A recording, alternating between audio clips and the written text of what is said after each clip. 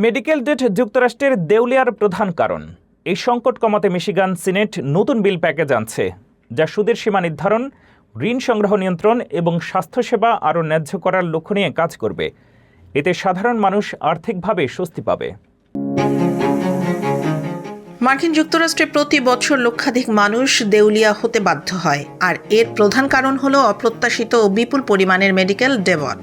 এই দীর্ঘদিনের সমস্যার সমাধানে এখন উদ্যোগ নিয়েছে মিশিগান সিনেট। একটি নতুন বিল প্যাকেজের মাধ্যমে তারা চায় সাধারণ নাগরিকদের ওপর থেকে এই চাপ কমাতে এবং স্বাস্থ্যসেবা ব্যবস্থাকে আরও মানবিক ও ন্যায়সঙ্গত করতে। এই প্রস্তাবিত বিলগুলোতে রয়েছে মেডিকেল ডেবটের ওপর সুদের সীমা নির্ধারণ, অনিয়ন্ত্রিত ঋণ সংগ্রহ প্রক্রিয়া বন্ধ করা এবং হাসপাতালগুলোকে স্পষ্ট আর্থিক সহায়তা নীতিমালা অনুসরণে বাধ্য করা।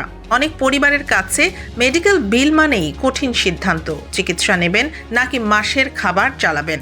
এই বাস্তবতা পরিবর্তন করতেই আইন প্রণেতারা চাচ্ছেন একটি সুরক্ষিত কাঠামো তৈরি করতে, যাতে রোগীরা চিকিৎসার পাশাপাশি আর্থিকভাবে নিরাপদ থাকতে পারেন।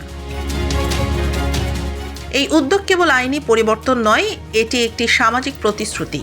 স্বাস্থ্যের জন্য কাউকে যেন আর অর্থনৈতিক ধ্বংসের মুখোমুখি হতে না হয়।